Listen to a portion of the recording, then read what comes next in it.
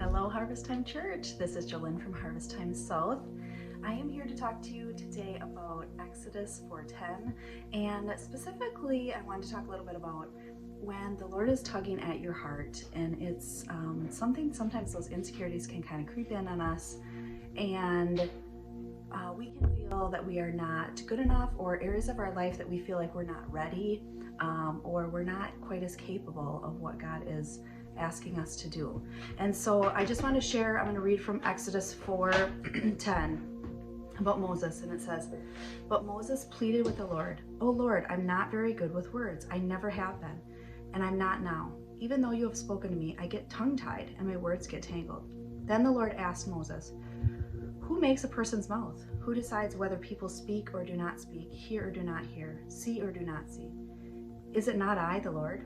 Now go, I will be with you as you speak, and I will instruct you in what to say.' But Moses again pleaded, 'Lord, please send anyone else.' What about your brother Aaron, the Levite? I know he speaks well, and look, he is on his way to meet you now. He will be delighted to see you. Talk to him and put the words in his mouth. I will be with you both of you as you speak, and I will instruct you both in what to do. Aaron will be your spokesman to the people." And there's a lot of things that I love about this, but I love, first of all, that Moses was just kind of vulnerable and honest with where he was. And then he brought Aaron into the equation. And I just think it's really cool how it shows their ministry kind of went hand in hand. And so God paired them together. And without Aaron, Moses would not have really been able to move forward in his ministry at that time, or want to. And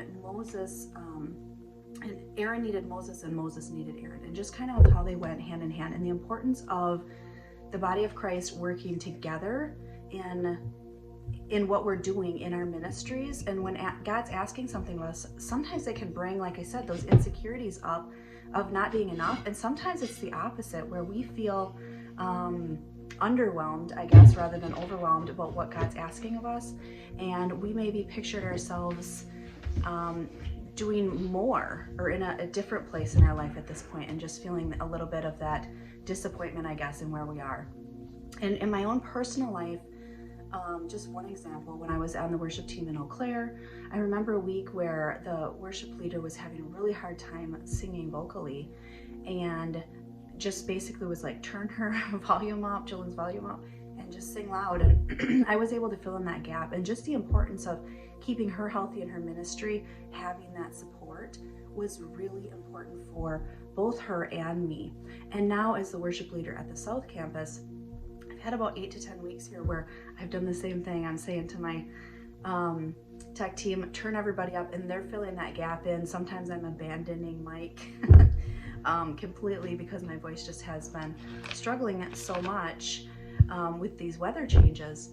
And so I guess for me, I just would encourage you guys, in society,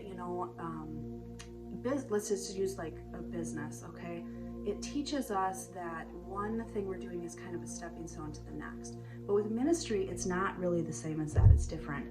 And so what I had done in ministry before isn't really a stepping stone to here. It's just that God has me in a different place for the time and what he's asking of me and where I'm at in my life.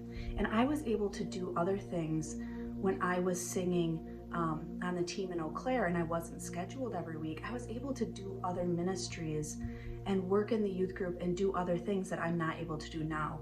And the same thing now, there's things I'm able to do that are different than what I could do then.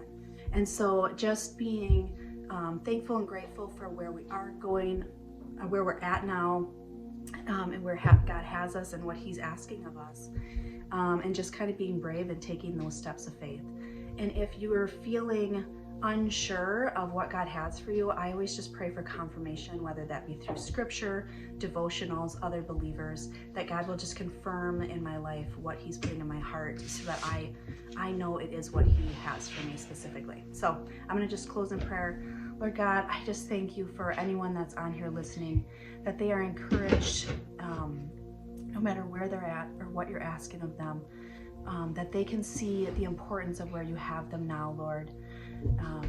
and where they are going in their life as well, and that you are just bring peace to them right now over their ministry that you have for them. And we just thank you so much for these willing hearts. In your name, amen. Have a good day. Bye.